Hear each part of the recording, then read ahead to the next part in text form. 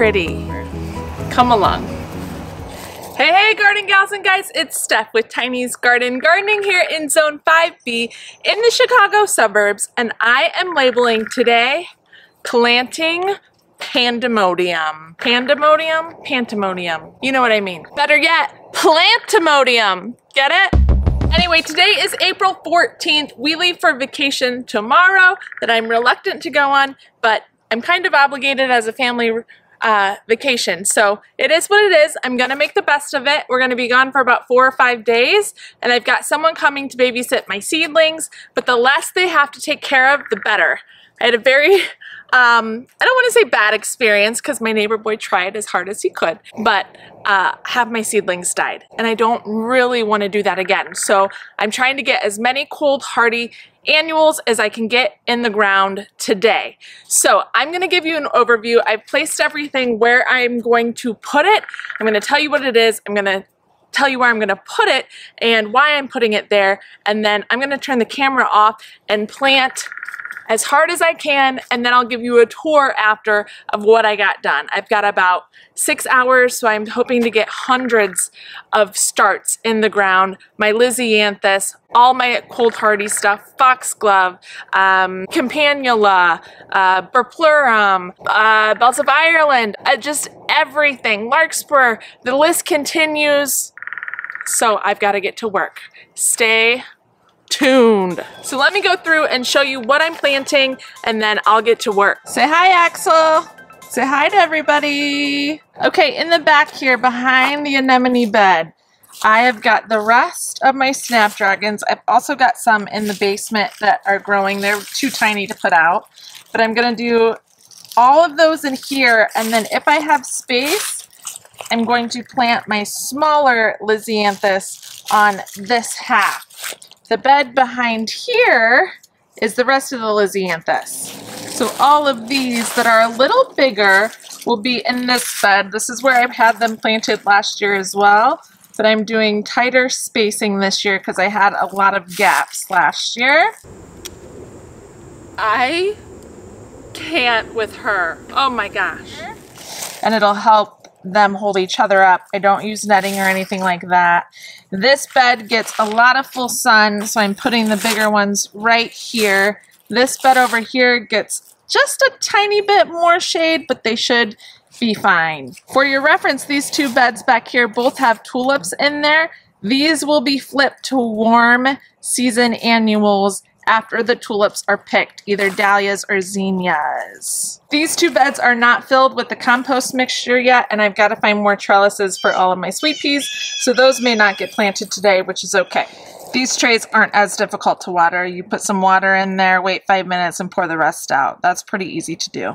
Now to the front beds. Behind this bed of sweet peas, feverfew, and Sahara rudbeckia and chimchimney rudbeckia, I've got my Lisianthus. This is on the north side of my house and also east, but it gets a decent amount of sun in the morning and then a little afternoon sun as well, facing the west. And this bed by far gets the most sun. So I've put some of my bigger Lisianthus here. Look at those beautiful babies. This bed over here is going to be a warm hardy annual bed, probably zinnias or dahlias. And then this last bed that is empty, I am choosing to put some bells of Ireland, which I have up here. They're small but big enough to be planted out. I'll put those in the front, and then something in this half will probably be like a celosia, warm hardy annual there. Everything I showed you is my first priority to get in. That's everything, all those cut flowers in my raised beds. Now what I'm gonna show you are things that are still cold hardy that I really wanna get in, but if I have to leave something in their trays for him to water, I will leave these things. However, I'm putting them in certain places because some of them are biennials or potentially perennial and will come back in a certain place. So that is why these things are going to go here. First up, we have all these foxglove and delphiniums. I want to get these into this bed because you can see I've got some foxglove that I planted last year.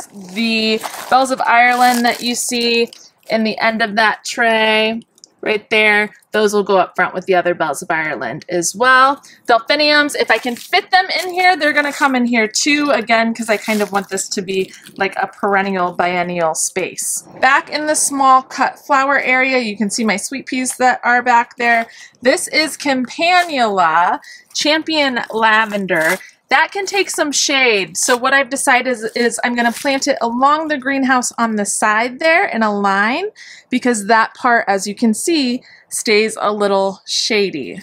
So that will go there. And then down here, I've got some other bells of Ireland that are very tiny. Usually I wouldn't plant them out this small, but today I'm going to, because there's only 3 of them. The rest of these are the larkspur that I planted and moved out to the greenhouse, and they have germinated now. I'm also going to plant these out probably right in front of the sweet peas over there. That larkspur gets fairly tall, and so toward the back of the bed I think is going to be a good place for them, and it's likely that they may come back here in zone 5B, so if they come back, that'll still be a good place for them next year. In this tray we've got some beautiful lupine. That's actually going to go in the front in my landscape beds. And then we have calendula. This calendula is going to come out here, probably somewhere toward the front along here. It did a great job last year. It attracts pests like aphids and other pests that can feast on your plants in the garden, so I like to have them in this bed. I've got about 7 there. And then my bupleurum, which you can hardly see, is right there. But the bupleurum is also going to go somewhere toward the front middle section in this back bed. It may come back. It didn't come back for me this year, but if it comes back next year, that'll be a good place for it. Lastly, all of these pansies I like to use in containers. So I've got these containers here that flank this fence gate. I'm gonna plant all of them up in there with some potting soil, and then I'll plant a thriller that's spilling over and in the center, a thriller and a spiller, if you will, later. But if I get them in these pots, they'll be better than if they stay in this tray. So that is the game plan, everybody. I'm sweating already. It's another hot one here today, and I'm in such a hurry, but it's going to work out. Whatever I get done, I get done. So let's do this. Oh, and in case you're curious, I will put down a layer of compost if there's not already one in there of the cotton burr compost or the Espoma land and sea compost. I like a really nutritious top layer by those cut flowers and by those seedlings. Also, I will put in biotone starter fertilizer in for everything, mix it in, and then plant the actual seedling. So usually I do like to try and show you the whole process so you can see what I'm doing as I go. But thank you for being patient with me today, because I just gotta get things in. Gotta get things in. I'm on a time crunch. Okay, we'll see you at the end. Wish me luck. Snapdragons first. I will pinch these before I put them in. Let's go. It is finished. Hey everyone, it's the next morning. I did a bunch of work yesterday, as I explained, and then I got up early this morning and finished it. I am cashed. I am exhausted, but I'm ready to show you what I've done, and I pretty much got everything in. I only had one casualty, so we'll count that as a win. I'm gonna start by showing you my main takeaway by planting all of these things that might help you at home when you're seed starting next year, specifically with Lisianthus. I grew all my Lisianthus in the smallest soil blocks to start, had excellent germination, and then I realized they were doing better as I potted them up, because I started to get a lot of algae and I just didn't want to risk losing all those that have germinated. So I started potting them up. I wish they all would have done this good in the small soil blocks, but you are a star. And my takeaway is, I did it in a couple different ways. I used the Seed Starter Success kit from Gardener Supply. I used that one. And then I also used the 72 cell tray from Johnny's, which has worked really excellent with, and this is the important part, the Coconut Core Coco Loco potting mix from Box Farms. And these, all of these in here, have grown to a really nice size. Let me give you an up close look at these roots. How beautiful. They are long, they are not tangled, they are healthy. This is by far the best root system I have had on a Lisianthus. And look at that beautiful growth. I'm so happy with that. It's been a big enough difference between these and the others that I potted up that next year I'm gonna pot all of my Lizzies up in that Coco Loco potting mix because they've just grown really healthy and really big compared to the ones in this tray, for example, with regular soil. I think I used Pro Mix when I was potting these up, which usually is fine, but I mean, the difference is clear. These have much bigger growth, and when I take them out to plant them, the root systems are much healthier, more voluminous, and longer, less tangled. All right, I've got this one in the ground, and that's officially the last one. So let me give you the tour of everything that I have planted the past couple days in planting Plantemonium. So here is the bed up front with all the Lizzies. I put some that were smaller, some that were bigger, but all of them are looking really good here. I'm happy with that. Spacing, I kind of fudged it. Usually you can go 6 inches, and that's probably what these are, but in some places they might look a little closer. So that worked out really well for me. I had plenty of space last year, so I'm looking for a more packed look this year with, of course, the plants still being healthy. At the end of this bed, I have Bells of Ireland. I actually had more than I expected. I've got 3 rows there of about 4, so 12 to 13 or so, and some of them are really tiny if you look over there in the corner, but I put them in anyways because I think they'll just do better in the ground. Now this is actually up front in one of my landscaping beds that leads to the front porch. You can see the pathway there. This is the one that I started planting up last year, and I'm filling it in more. These 3 bigger foxglove are from foxglove grown from seed last year, and they came back. There's actually 4. And so I've just added more to the mix. I've added 8 down here, and those are all grown from seed. I put a little bit of compost, fresh compost, and biotone starter fertilizer in there, and I'm hoping this will be a really beautiful show, especially from the front sidewalk there. If you look closely right here, you can see lupin. I planted some lupin in. This one came back from last year. Super happy about that. It's got good growth. There's also a really tiny one here that came back from last year. And then I popped another one in here and up there and over there. Then in front of this big window, you can still see one of my leftover trays there. I planted delphinium. That pest box will be moved, so it won't be an eyesore like it is now. But I think there's 7 delphinium right here that should pop up and look really nice, give it some height through here. And yes, I haven't changed these out yet to spring containers. I've been so busy with my seeds and cut flowers. Don't judge me, this is real life. Making our way to the back, these containers flank this back gate. I did get the pansies potted up, although I had a casualty with these. I'll show you the tray in a second. I forgot to water these last night and they were looking bad.